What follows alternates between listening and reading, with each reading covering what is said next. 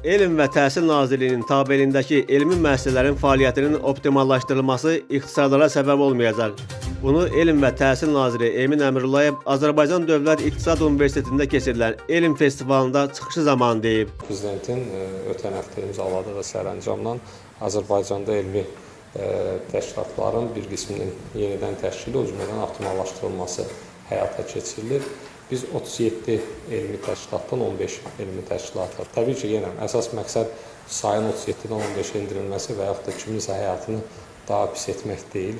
Bu mənada bilirəm ki, cəmiyyəti və ictimaiyyəti daha çox maraqlandıran suallardan biri odur ki, ixtisarlar olacaqmı? Yox, ixtisarlar olmayacaq. Yəni, çünki bizim məqsədimiz ixtisar etmək deyil, bizim məqsədimiz elmin olmasıdır, ixtisarların olması deyil. Və inanırıq ki, bu proses müəyyən mənada daha çox resursların sərbəstləşməsi və bu resurslar hesabına diferensiallaşmış yanaşmanın tətbiqi, yəni sonunda elmi nəticəsi olan insanların daha çox mükafatlandırılması, elmi nəticəsi olan insanların daha çox fərqləndirilməsi. Necə ki, biz bunu ümumi təhsildə edirik, bilirsiniz ki, uzun müddətdir ki, müəllimlərin əmək haqqısı ilə bağlı mərhələli şəkildə bir islahat həyata keçirilir. Oxşar məntiq və oxşar yanaşma ilə elm və ali təhsildə də müvafiq dəyişikliklərin edilməsi niyyətindəyik. Nazir onu da əlavə edib ki, Azərbaycanda bəzi elmi qurumların illik büdcəsi 1 milyon manat təşkil etsə də, həmin qurumlar il ərzində cəmi bir elmi məqalə dərc edirlər. Nəticədə ölkə üzrə bir elmi məqalə ortalama 35 min manata başa gəlir. Bu isə elmi fəaliyyətin maliyyələşdirilməsi və səmərəliliyi məsələlərinin yenidən dəyərləndirilməsini zəruri edir. Nazir bildirib ki, hazırda Azərbaycanda 150-dən çox elmi müəssisə və təşkilat fəaliyyət göstərir. Onlardan 140-a yaxınının böyük əksəriyyətində effektiv elmi məhsul istehsalı müşahidə olunmur. Bəzi qurumlarda maliyyələşmə mövcuddur. Bəzilərində isə bu sahədə problemlər var. Hədəfimiz elmi fəaliyyətin optimallaşdırılması və nəticə yönümlü sistemin qurulmasıdır deyə Nazir qeyd edib. Ali təhsil müəssisələrində sayısaq 150-dən artıq elmi müəssisə var.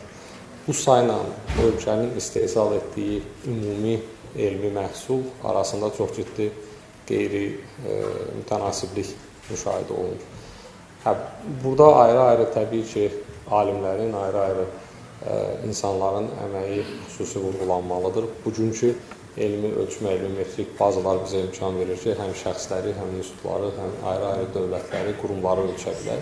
Təbii ki, ayrı-ayrı fərdi insanların böyük əməyi var və ayrı-ayrı ali təhsil müəssisələrinin son dövrlər ərzində xüsusilə artan müsbət fəaliyyətini müşahidə edirik. Amma ümumilikdə yenə baxanda bizim gördüyümüz ondan ibarətdir ki, səhv etmirəmsə, 140-a yaxın elmi təşkilatın böyük bir əksəriyyətində ümumiyyətlə elmi məhsul istehsal olunmur. Emin Əmrullayevin sözlərinə görə Azərbaycanda elmin inkişafı dövlətin müəyyən etdiyi əsas prioritet sahələrdən biridir. Elmin populyarlaşdırılması və cəmiyyət üçün anlaşılıqlı dildə təqdim olunması bu sahədə əsas çağırışlardan biridir. Alimlik uzunmüddətli fədakarlıq tələb edir.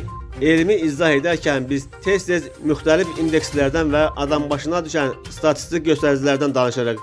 Lakin elmin təsvir dilini daha sadə və əlçatan etmək vacibdir deyə Nazir vurğulayıb. O əlavə edib ki, qarşıda duran əsas vəzifələrdən biri də elm və təhsil arasında mövcud olan uçurumu aradan qaldırmaqdır.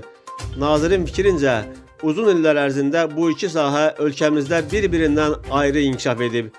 Elm əsasında verilən qərar hər zaman daha düzgün və dayanıqlı olur. Qərar vermə prosesində elmə və tədqiqata əsaslanmaq ən doğru yanaşmadır deyə Nazir qeyd edib. Nazir həmçinin elmdə keyfiyyətin, əxlaqın və dürüstlüyün vacib olduğuna diqqət çəkib. Keyfiyyət mədəniyyəti elmdə olduqca vacibdir, amma yenə də bu mədəniyyəti yaradan məmurlar yox, alimlərdir. Və mən qətiyyən bu sözünü deyəndə alimləri günahlandırıb məmurları daha yaxşı müstəviyə daşımaq istəmirəm. Amma söhbət nədən gedir? Yəni, bu və ya digər elmi adın verilməsi, bu və ya digər elmi rəyin verilməsi həqiqətən də alimin işidir. Yəni, çünki elmi rəyi verən alimdir. Və burada keyfiyyət mədəniyyəti, əgər bir şeyin keyfiyyəti yoxdursa, ona müsbət rəy verməyin hansı nəticələri haqqında məncə biz çox düşünməliyik. Bu da bizi ümumilikdə elmdə dəyərlər və elmi əxlaq müstəvisinə gətirir. Çünki elm özlüyündə bir əxlaqi davranış tələb edən sahədir. Yəni burada dürüstlük olduqca vacibdir.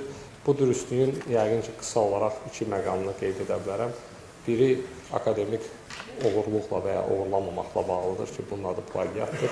İkincisi isə daha çox akademik rəylə bağlıdır. Dürüst olmayan akademik rəy, yəni dürüst olmayan akademik rəy. Çünki sonunda PhD dərəcəsini, fəlsəfə doktoru, elmlər doktoru və s. digər elmi dərəcələrin verilməsi, bu adların verilməsi digər akademik insanların rəyindən başqa bir şey olmalı deyil. Bu, əgər uzun müddət ərzində, 10 illiklər ərzində insanlar dürüst olmayan akademik belə deyək, rəylər əsasında bu adları başqa adamlara verirlərsə, onda elmin nüfuzu təbii ki, sarsılır. Qeyd edək ki, aprelin 4-də Prezident İlham Əliyev Elm və Təhsil Nazirliyinin tabeliyindəki elmi müəssisələrin fəaliyyətinin optimallaşdırılması və səmərəliliyin artırılması ilə bağlı əlavə tədbirlər haqqında sərəncam imzalayıb. Sərəncamla oxşar və bir-birini tamamlayan istiqamətə üzrə fəaliyyət göstərən institutlar birləşdirilərək ixtisaslaşmış 8 institut geologiya, coğrafiya, fizika, kimya, riyaziyyat, botanika, canlı sistemlər və molekulyar biologiya institutları yaradılacaq. Eyni zamanda müasir elmi infrastruktur və beynəlxalq standartlara cavab verən 2 yeni elmi müəssisə formalaşdırılacaq. Əlavə olaraq artıq fəaliyyət effektivliyi zəif olan bəzi elmi istehsalat birliklərinin fəaliyyətinə xitam veriləcək.